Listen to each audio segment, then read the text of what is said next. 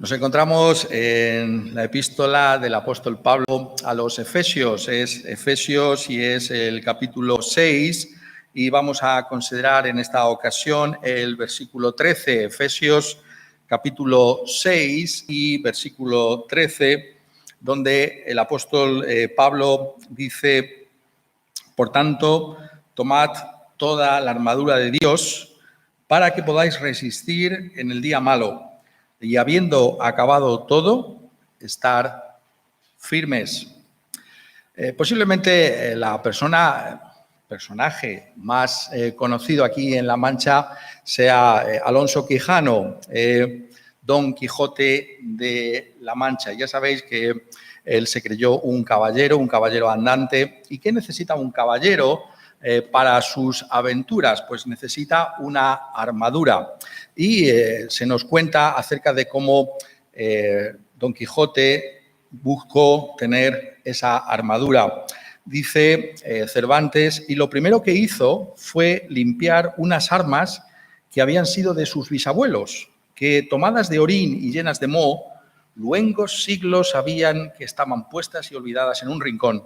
Limpiólas y aderezólas lo mejor que pudo, pero vio que tenían una gran falta, y era que no tenían celada de encaje, sino morrión simple. Mas a esto suplió su industria, porque de cartones hizo un modo de media celada que encajaba con el morrión, hacían una apariencia de celada entera. Es verdad que para probar si era fuerte y podía estar al riesgo de una cuchillada, sacó su espada y le dio 2 golpes. Y con el primero, y en un punto, deshizo lo que había hecho en una semana. Y no dejó de parecerle mal la facilidad con que la había hecho pedazos. Y por asegurarse de este peligro, la tornó a hacer de nuevo, poniéndole unas barras de hierro por dentro, de tal manera que él quedó satisfecho de su fortaleza y, sin querer hacer nueva experiencia de ella, la dispuso y tuvo por celada finísima de encaje.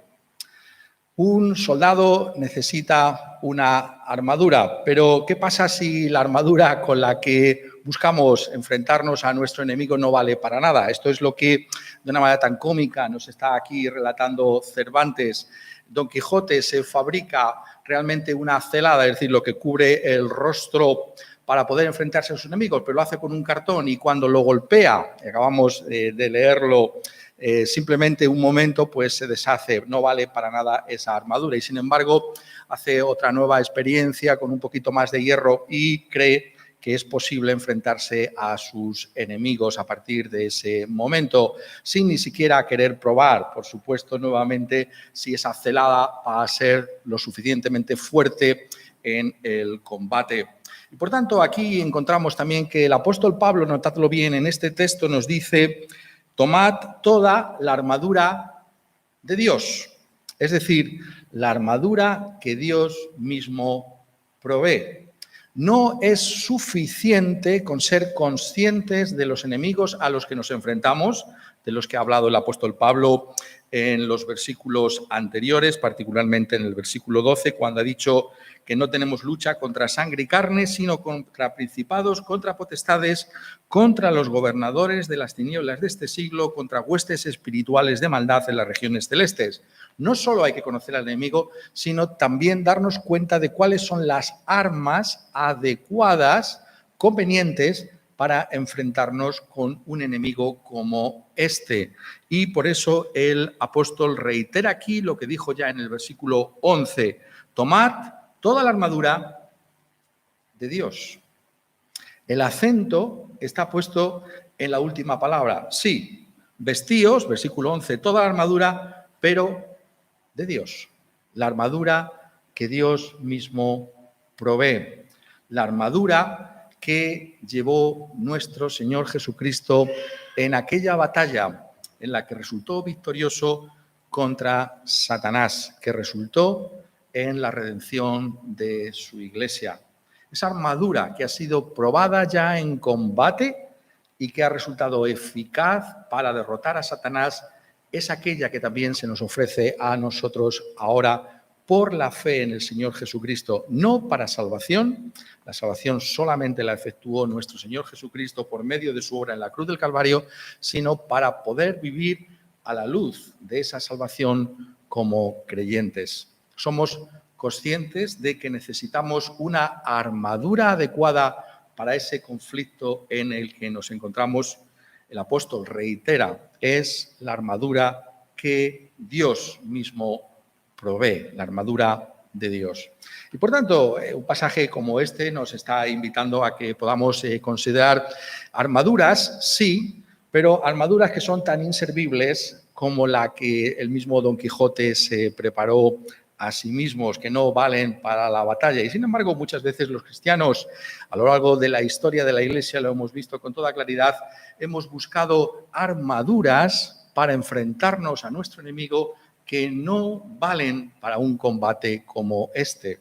Si tú piensas que estás equipado adecuadamente para esa batalla de la que está hablando aquí el apóstol Pablo, tienes que estudiar la Escritura para ver si esa armadura en la que tú estás confiando es adecuada para la naturaleza del combate en el que nos encontramos. Porque el apóstol es muy claro al respecto. Todos y cada uno de los que invocamos el nombre de Cristo Jesús estamos envueltos en esta batalla y tenemos que tomar esa armadura.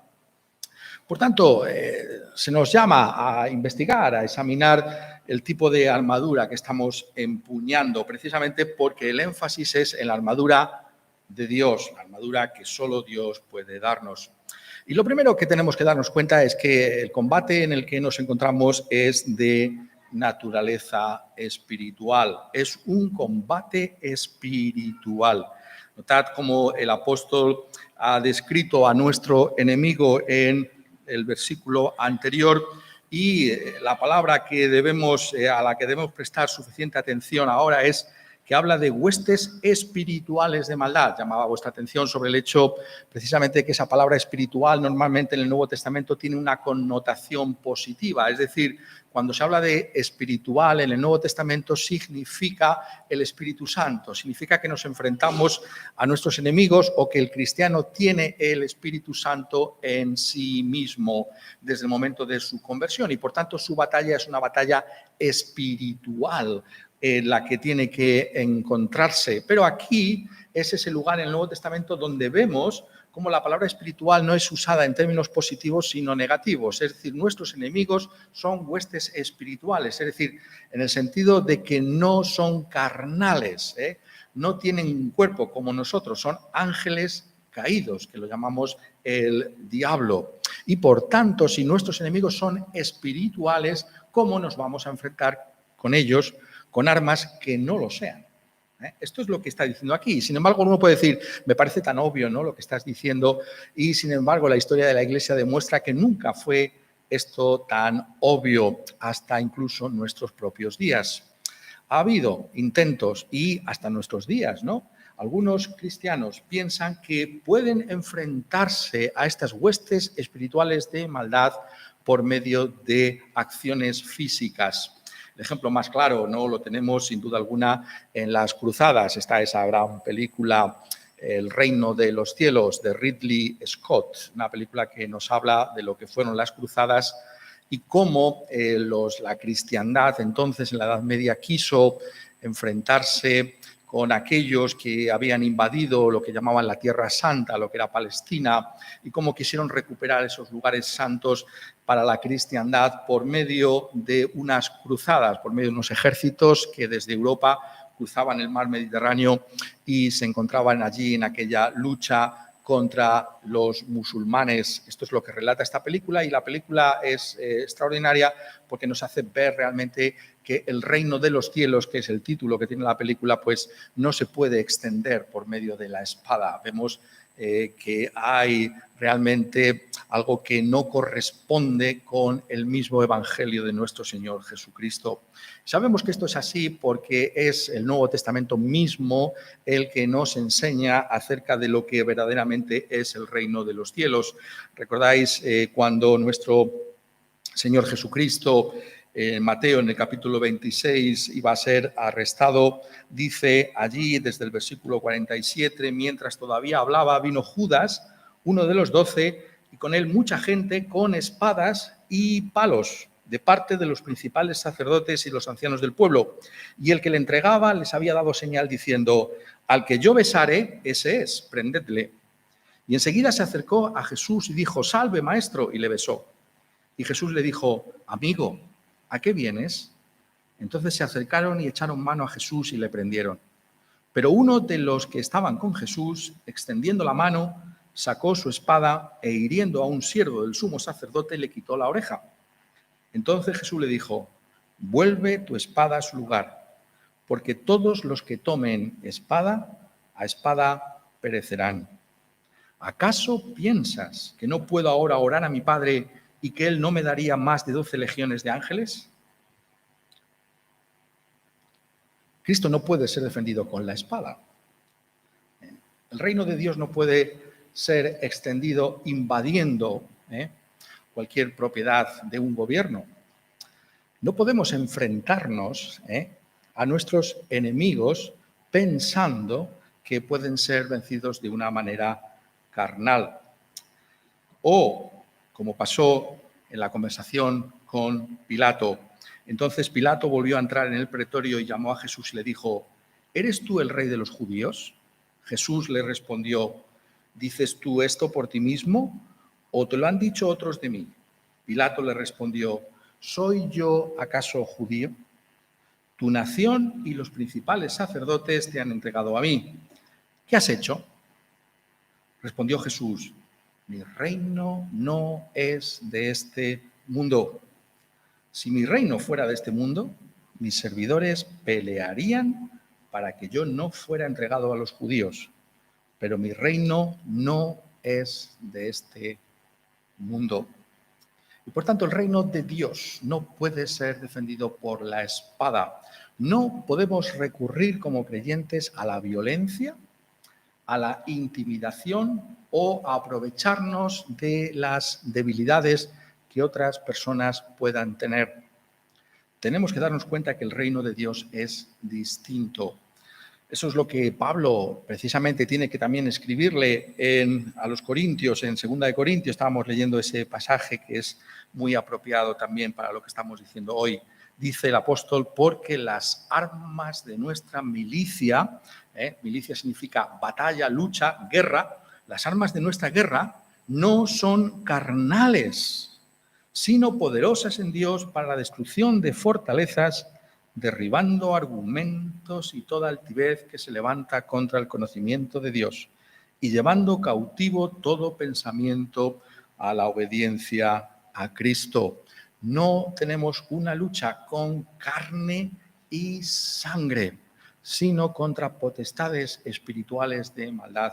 Y las únicas armas que valen en una batalla como esta son de naturaleza espiritual. Tienen que ver con la palabra de Dios, tienen que ver con el Espíritu Santo, tienen que ver con la comprensión de la realidad de lo que implica el Evangelio de nuestro Señor Jesucristo. Y esto es necesario que lo repitamos una y otra vez a la luz de la historia de la Iglesia cristiana. Y como tantas veces aquellos que profesan ser cristianos han olvidado esta enseñanza tan clara de que el reino de Dios no puede ser extendido sino de una manera espiritual. Tenemos que darnos cuenta de la importancia de empuñar las armas adecuadas para un conflicto como este en el que nos encontramos. El Antiguo Testamento también abunda en esa realidad, en ese capítulo 4 de ese gran profeta, que es el profeta Zacarías. Se nos dice: esta es palabra de Jehová a Zorobabel, que dice: no con ejército ni con fuerza, sino con mi espíritu, ha dicho Jehová de los ejércitos. El reino de Dios tiene que ver con la obra del Espíritu Santo en nuestra vida, con esa obra del Espíritu Santo que nos convence de pecado, de justicia y de juicio, y que nos muestra la gloria y la suficiencia del Señor Jesucristo como el único Señor y Salvador que tenemos el único que puede reconciliarnos para con Dios por medio de su obra en la cruz. ¿Somos conscientes de lo que esto implica? Esto significa que el cristiano, por tanto, tiene que comportarse de una manera adecuada al reino que está defendiendo. No podemos actuar de una manera carnal, aunque sea por los intereses legítimos del reino de Dios.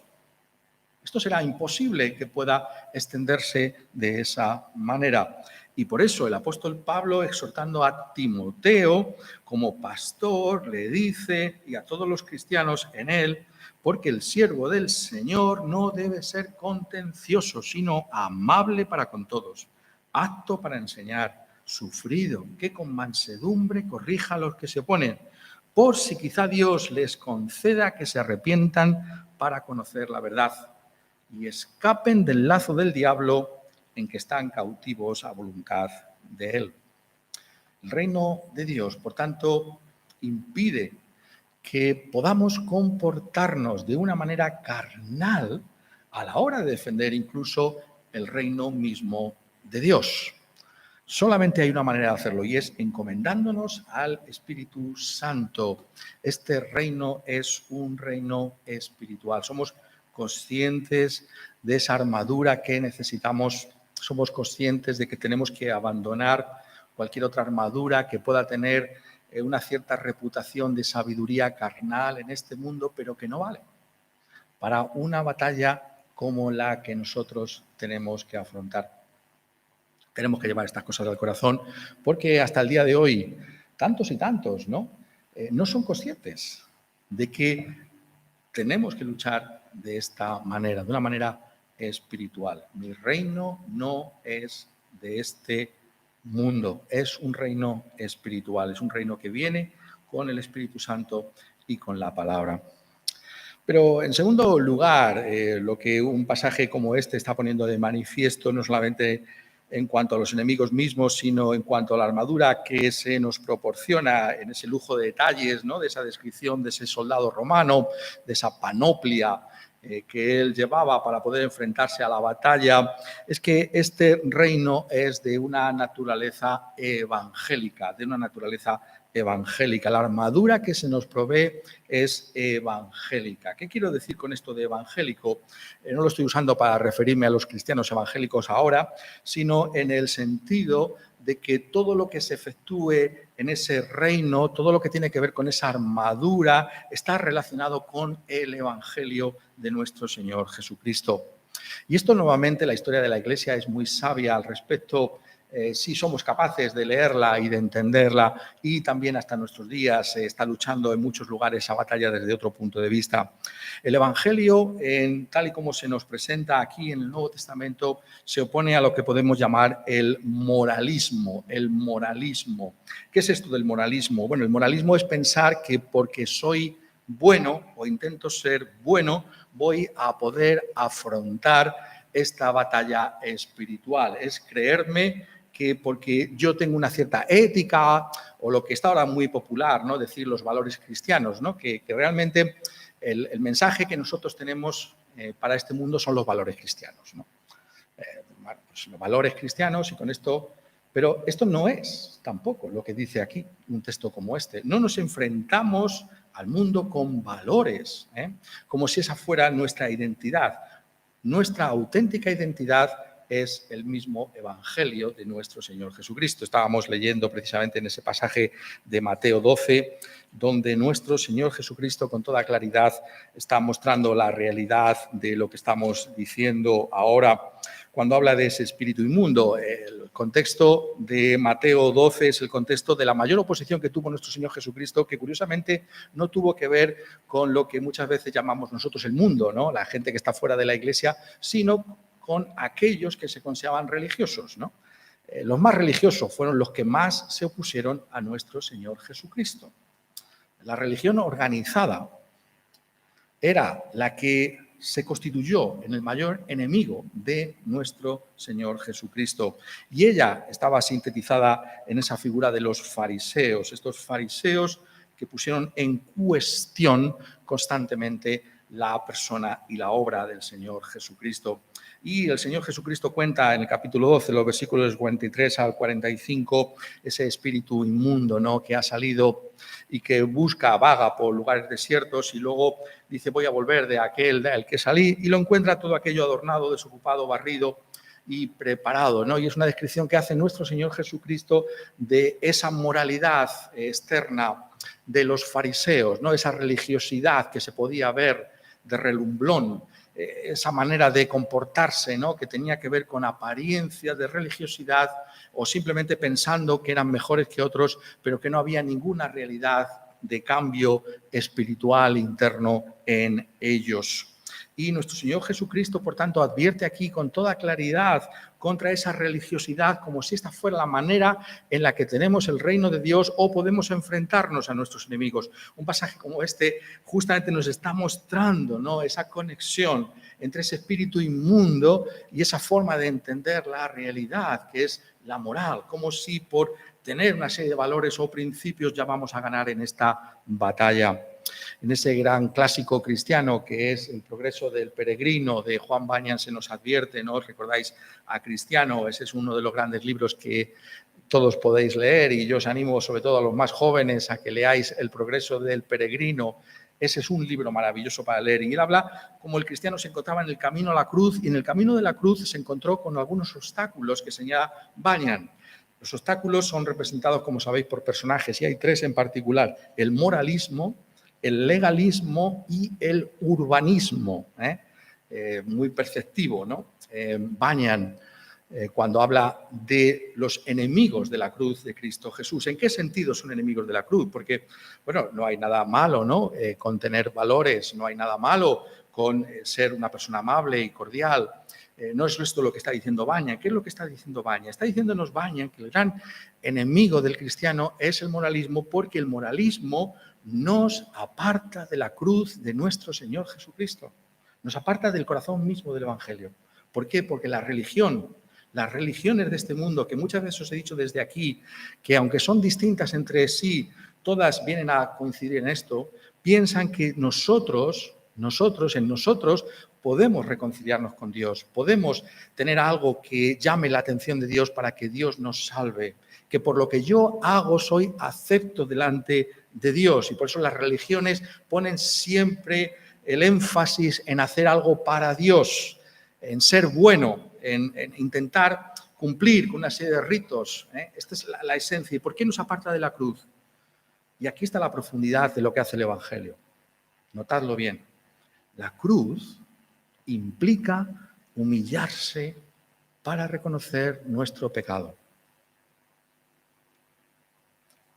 Y que no podemos hacer nada para salvarnos. La salvación está fuera de nosotros. Y eso humilla al corazón de la persona. Porque no queremos ser humillados. No queremos reconocer que nos hemos equivocado, que somos culpables, que somos malos delante de Dios y delante de nuestro prójimo también. Y por eso el mensaje de la cruz es un mensaje que repele a la forma de pensar de este mundo. Porque se anuncia diciendo: tú eres malo, yo soy malo, estoy perdido, sin Dios y sin esperanza. La única manera en la que puedo ser salvo es por otro, por uno que se humilló hasta el punto de ser contado con pecadores como nosotros para ser nuestro sustituto y nuestro salvador. Aquel que en la cruz llevó el castigo que nosotros merecíamos recibir. Incluso los mejores de entre nosotros merecían recibir, para que así por la fe en Él, reconociendo nuestra humillación, reconociendo nuestro pecado y nuestra maldad, pudiéramos ser salvos. Por eso hay esa enemistad tan profunda entre la religiosidad y la moralidad y el Evangelio. Porque la forma de pensar de este mundo es decir: bueno, no eres tan malo. Bueno, tú puedes hacer algo por Dios. Tú puedes realmente venir delante de Dios con tu sinceridad. Hay cosas que haces bien. Pero el Evangelio nos dice: estamos en bancarrota. No podemos pagar nuestras deudas. Somos enemigos de Dios con nuestra mente y con nuestro comportamiento.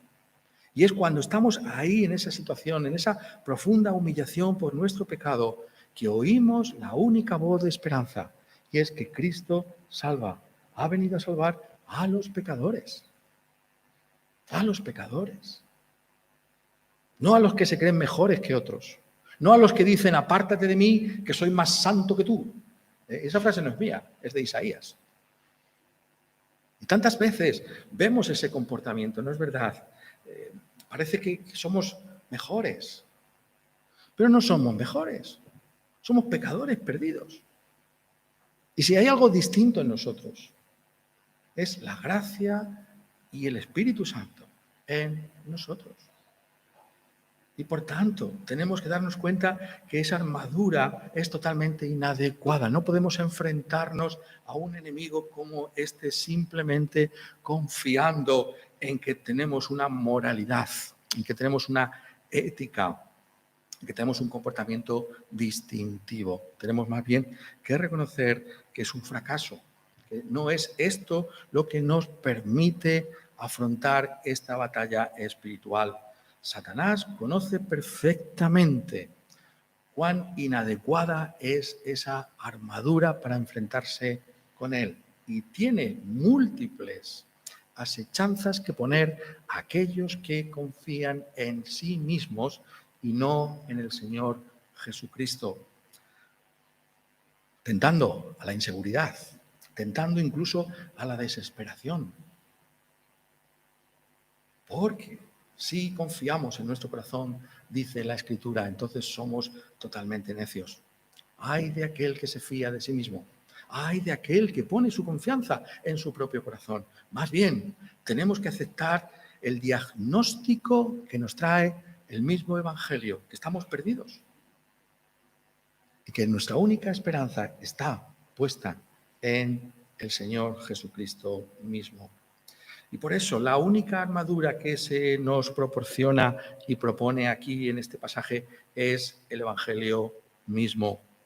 En ese pasaje que estamos usando a modo de ilustración en Mateo capítulo 12, muy interesante como cuando antes de lo que ha dicho el Señor Jesucristo, de ese espíritu inmundo que vuelve y que acosa nuevamente a los fariseos, ha hablado de esa señal, ¿no? Señor, maestro, queremos una señal de ti. Qué gran hipocresía. ¿Cuántas señales no había hecho el Señor Jesucristo ya en medio de ellos?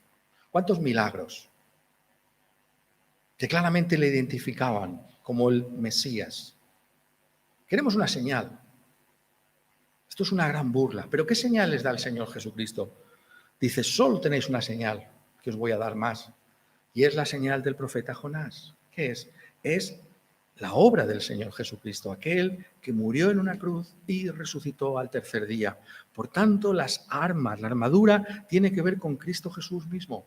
La única manera en que podemos enfrentarnos a este enemigo es confiando en aquel que murió y resucitó de entre los muertos. Esa es la señal de Dios. Él está vivo de entre los muertos.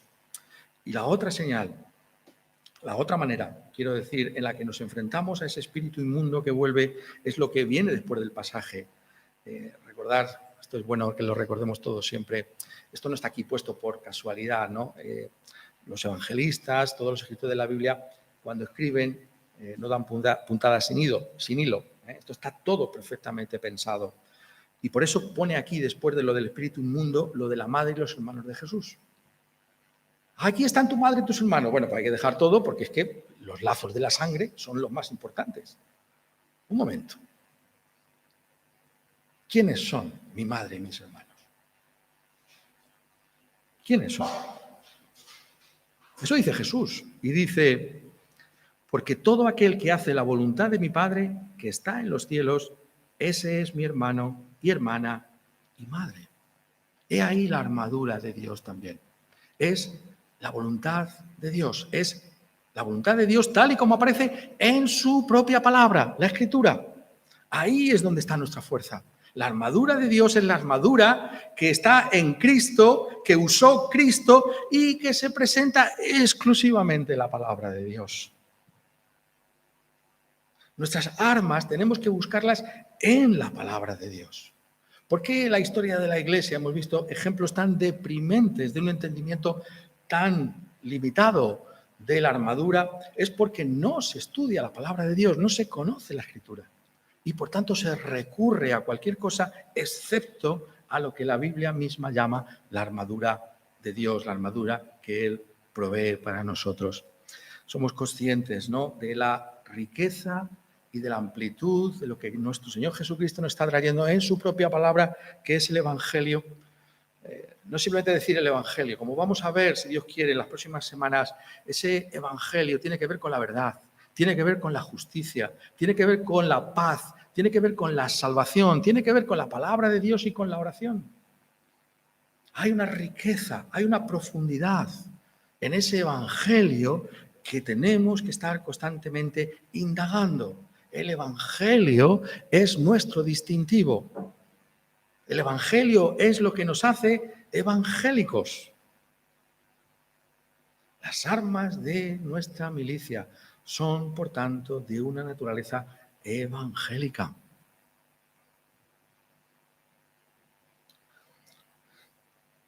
La armadura de Dios, pero dice algo más, ¿no es verdad? Dice, tomad la armadura de Dios. ¿Por qué tomamos esa armadura de Dios? Para que así podamos enfrentarnos de una manera victoriosa con nuestros enemigos. Estaba comentando la dificultad que muchas veces tiene la traducción de los términos aquí, pero la idea que nos está trayendo el apóstol es no simplemente resistir en un sentido pasivo, ¿no?, de que, bueno, estoy ahí aguantando los golpes a ver si dejan de caerme golpes y ya está, y me libro. No, la idea es positiva, la idea es de vencer, de prevalecer contra el enemigo. ¿Y por qué lo presenta de esta manera? Porque el Evangelio es victorioso. Cristo ha vencido a Satanás. No hay lugar para el pesimismo. Si nos miramos a nosotros mismos, sin duda alguna. Pero si tenemos claro el Evangelio, entonces tenemos que luchar con esperanza, enfrentarnos a nuestros enemigos, sabiendo que Satanás ha sido ya definitivamente vencido en aquella cruz del Calvario. Y por eso dice, tomad para que podáis en el sentido de que vais a prevalecer en el día malo. ¿Qué día malo es ese? Bueno, en un sentido podríamos entender todos los días de nuestra vida, no podrían ser los días malos, ¿no? Este tiempo es un tiempo malo, ¿no? Hasta que estemos con el Señor son días malos que atravesamos, pero el apóstol tiene en mente, ¿no? Todos somos conscientes de eso, de que hay días peores que otros. Hay días en los que uno es consciente, más que en otros, de que hay ataques satánicos más claros y más evidentes que en otras ocasiones. Aún para esos momentos de amargura y de dificultad, tenemos que echar mano de la armadura de Dios y así prevalecer, resistir incluso en esos días tan terribles. Para ello tenemos toda la panoplia del soldado, todo el Evangelio. Es precisamente lo que necesitamos. Está diciendo, en otras palabras, está hablando de la suficiencia del Evangelio de nuestro Señor Jesucristo para la vida cristiana. Nuevamente esto hay que decirlo hoy en día porque muchas veces no lo tenemos claro. El Evangelio no es algo que con lo que uno comienza la vida cristiana y luego cuando ya lleva un tiempo de cristiano echa manos de otros recursos. No, el Evangelio es el A y la Z y todas las demás letras entre medias. Se vive en el Evangelio. Somos salvos por el Evangelio y somos santificados por el Evangelio. El Evangelio constantemente trae esos ingredientes adecuados para que tú afrontes esta lucha. En primer lugar, te está recordando que no eres nada. ¿Cuántas veces, cuando llevamos ya un cierto tiempo, pensamos que somos algo? Pero estamos todos muy imperfectamente santificados. Muy imperfectamente. Y tenemos que humillarnos y reconocer nuestras faltas y nuestros pecados. Y es en esa humildad en la que nuevamente volvemos a escuchar como las mejores noticias que Cristo es nuestro Salvador, Porque Cristo no nos abandona ni nos deja, nunca. El Evangelio, por tanto, es lo único que necesitamos para afrontar la realidad de esta batalla espiritual. El Evangelio, como estoy diciendo, integral. Esto es importante, ¿no? Porque muchas veces el problema quizás es que hemos oído el Evangelio y como se ha limitado tanto el Evangelio, como si fuera una especie de cosas tan sencillas, ¿no? Pero el Evangelio tiene una profundidad extraordinaria. Pablo precisamente ha tomado esta imagen del soldado romano y de todo lo que estaba rodeando al soldado, como su armadura, su panoplia, para mostrarnos que el Evangelio puede responder a toda contingencia que tengamos en esta vida. El Evangelio es lo más profundo que hay. Y nunca llegaremos más allá del Evangelio. Y por eso, si estamos asentados en el Evangelio, podremos, como dice aquí, estar firmes, resistir a Satanás y Satanás huirá de nosotros. Esa es la victoria que se nos promete. Vuelvo a reiteraros, el estar firmes, los verbos en castellano parece que simplemente lo están expresando en pasivo, pero la idea no es pasiva, la idea es activa, ¿eh? El enemigo no prevalece, somos nosotros los que quedamos victoriosos en el campo de batalla y Satanás huye y abandona el campo de batalla. Esa es la idea, ¿no? Esa es la idea, ¿no? Cuando encontramos en el pasaje, ¿no?, de David enfrentándose a Goliat, ¿no? ¿Cuál es la idea principal de ese pasaje? Ya lo sabéis, ¿no? David representa al Señor Jesucristo. Lo demás muchas veces es olvidarse de lo que realmente es la Escritura. Y ha vencido a Goliat, que representa al diablo y sus huestes. ¿Y qué ocurre? Todos los enemigos huyen del campo de batalla. ¿Por qué? Porque el campo es del Señor Jesucristo. Ha vencido. Ha vencido. Y nuestros enemigos huyen despavoridos. ¿De qué? Cuando nos oyen hablar de valores cristianos. No. Huyen cuando anunciamos que la salvación está en Cristo y en este crucificado. Cuando anunciamos un mensaje que es desagradable a la carne, que no somos nada, que no hay nada bueno en nosotros y que toda nuestra esperanza, sin embargo, está puesta en Él, en nuestro Señor Jesucristo, que venció en la cruz, que resucitó de entre los muertos, que ha ascendido, que nos ha dado su Espíritu Santo, para que así podamos batallar en nuestros días. Tomad, pues, toda la armadura de Dios. La vida aquí, en este mundo, es llevando puesta la armadura. No te engañes, no hay lugar para el respiro. Aquí es una batalla, es una guerra. Satanás no nos va a dejar en paz. Esta batalla, este conflicto está aquí porque somos el ejército del Señor Jesucristo. Ahora es el día de la armadura. El Apocalipsis habla de otra vestidura, ¿no es verdad? ¿Lo habéis pensado alguna vez? ¿Cómo se presentan los que están en el cielo nuevo y en la tierra nueva? ¿Les fueron dados qué? Túnicas, túnicas. Pero aquí y ahora se nos da una armadura. Hay que luchar. Pero esa armadura es poderosa, es suficiente, es el Evangelio. Afiánzate en el Evangelio. Ten tu corazón puesto en el Señor Jesucristo y en la riqueza de la palabra.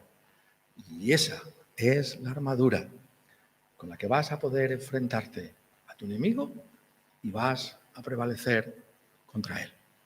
Quiera Él, por tanto, que podamos encontrar nuestro poder y nuestra fuerza en esa armadura que Dios mismo ha provisto, la armadura suya, la armadura del Señor Jesucristo. Amén.